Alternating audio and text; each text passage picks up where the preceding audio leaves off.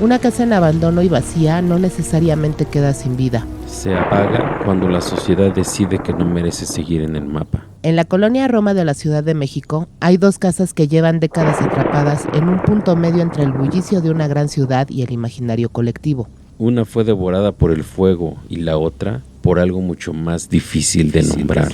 Hoy vamos a entrar en ellas, psicológicamente, metafísicamente y con los archivos históricos sobre la mesa.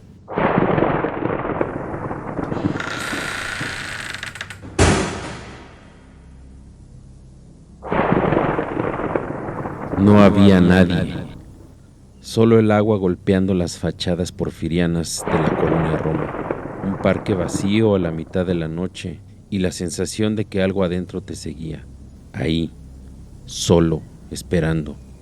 Unos ojos brillantes al final de la construcción, paredes negras por el carbón, una reja de fierro oxidado y ahí, tú, tiritando de frío, cobijado debajo de una techumbre rota para no mojarte la espalda. De pronto, una sombra en el rabillo del ojo, un golpe al fondo y un gato negro remoliéndose a tus pies. Al final, no es tan malo mojarse un poco en la lluvia. Nosotros no estamos aquí para contar clichés de terror. Somos investigadores de lo intangible, rastreadores del norte metafísico de los lugares. Y hoy queremos lanzar una pregunta que desafía la lógica urbana de esta ciudad sobrepoblada. ¿Por qué una mansión vacía, una casa en ruinas, en medio de una colonia llena de cafés de moda, restaurantes y vida nocturna, nos aterroriza más que un bosque oscuro en la noche? Oh, shit!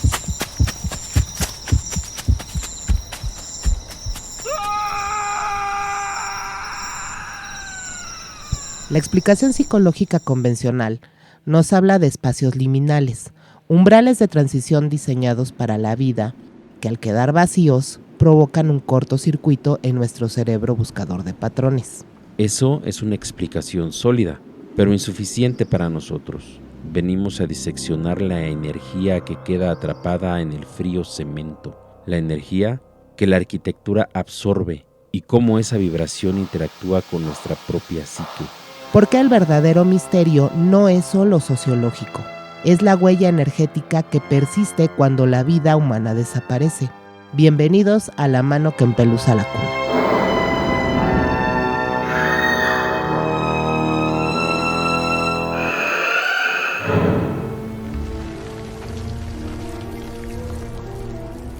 La colonia Roma fue planificada a principios del siglo XX. Los 1900 era el sueño porfiriano de la modernidad y de la belleza arquitectónica. Calles amplias, diseño ecléctico, pero la historia de la Ciudad de México no es una línea recta. El Parque Río de Janeiro no es solo un pulmón verde, es un epicentro energético. Originalmente conocido como Plaza Roma, ha sido testigo del auge y la decadencia de la élite mexicana. Pero hay un rincón que concentra una carga vibracional única. Hablemos de la vecina misteriosa, a unos metros de la famosa Casa de las Brujas. En la esquina noroeste del parque se encuentra una propiedad que ha transformado su fachada reconstruyéndose con lujo. La Casa Bornand, en los años 70, la redujo a ruinas. Un incendio devastador. Durante décadas fue refugio de personas sin hogar, el hogar de los olvidados y de gatos despistados. Un espacio cargado de visiones, tragedia y marginalidad. Nuestra investigación en archivos históricos de la época sugiere que el fuego fue provocado para desalojar a sus ocupantes. Una acción brutal que dejó víctimas fatales, cuyas cifras nunca fueron reveladas. El carbón y la tristeza se incrustaron en sus muros. Hoy es el epítome de la rehabilitación de altísimo lujo. Fachada impecable, gárgolas de piedra, ventanas señoriales y una puerta rojo brillante y vibrante. Hay invertido un capital enorme para intentar borrar el pasado fatal, pero lo que no se puede ignorar son las protecciones esotéricas, que a simple vista se observan desde la calle, colocadas muy oportunamente en las terrazas. Sin embargo, da la sensación de un búnker de diseño y a pedido, no una casa señorial. Cámaras de seguridad por todos lados, ventanas de lujo, sí, pero opacas para ocultar el interior y esa puerta roja que delimita el acceso desde afuera a lo que se ve y lo que no.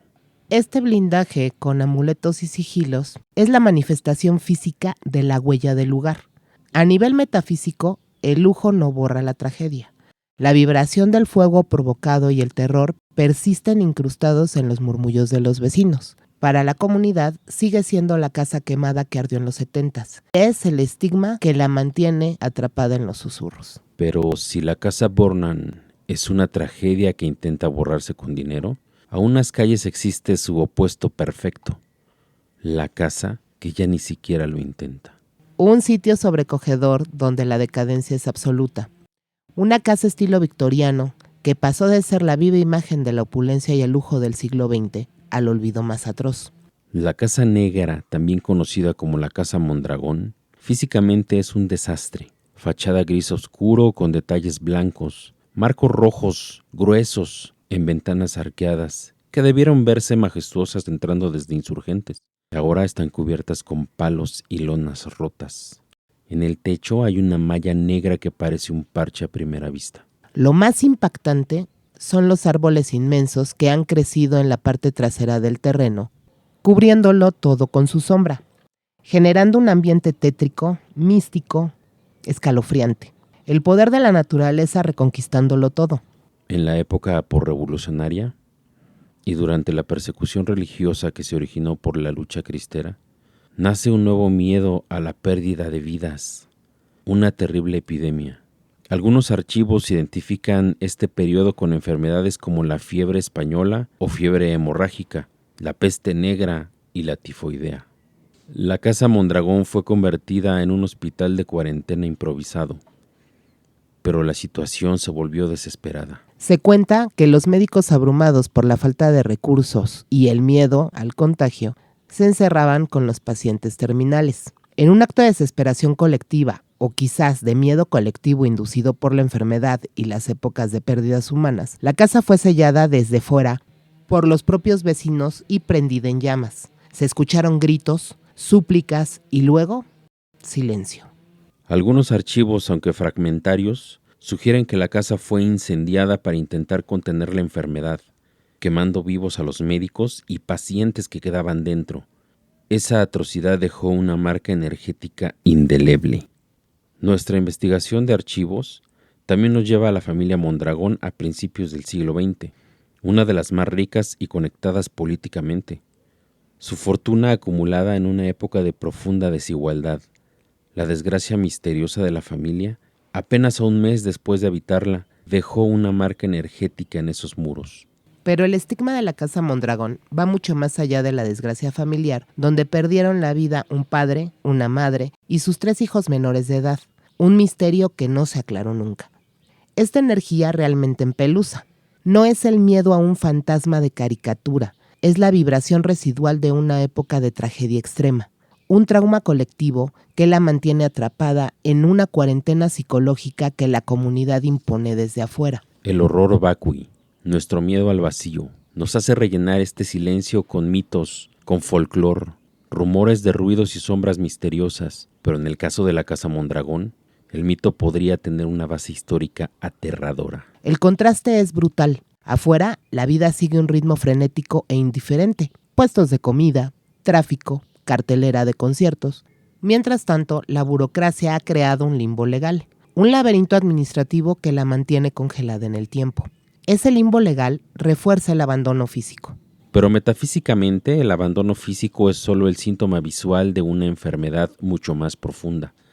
La casa sigue sufriendo la enfermedad crónica de su estigma trágico. Al igual que con la Casa Bornan, intentar tapar el carbón y la tristeza con lujo no funciona.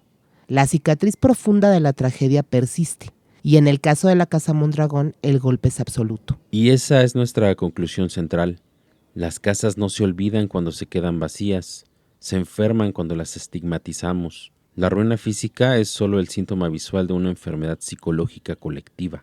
Nuestro norte metafísico nos dice que estas casas son lienzos donde proyectamos nuestro horror al vacío. Son recordatorios físicos de que la historia de la ciudad pertenece también a la memoria persistente de lo que alguna vez hubo allí. El tejido urbano está vivo y guarda el recuerdo de sus heridas. La próxima vez que pases frente a ese edificio raro en tu barrio, no verás solo los ladrillos sucios. empezarás a reconocer el peso psicológico y las historias invisibles que sostienen estas fachadas. Y para cerrar, una última idea flotando en el aire de la colonia Roma. ¿Qué le ocurre a la esencia misma de un lugar cuando los únicos ocupantes que le quedan son los rumores y el miedo que la propia sociedad proyecta sobre él desde la acera de enfrente? Quizá el verdadero fantasma no vive en el pasado, ni se esconde dentro de la estructura, sino que lo fabricamos nosotros ladrillo a ladrillo, cada vez que cruzamos la acera para no pasar demasiado cerca. Gracias por unirte a la comunidad de Empeluzados. Soy Alejandra. Y yo, Bruno, en la mano que empeluza la cuna. Suscríbete y comparte.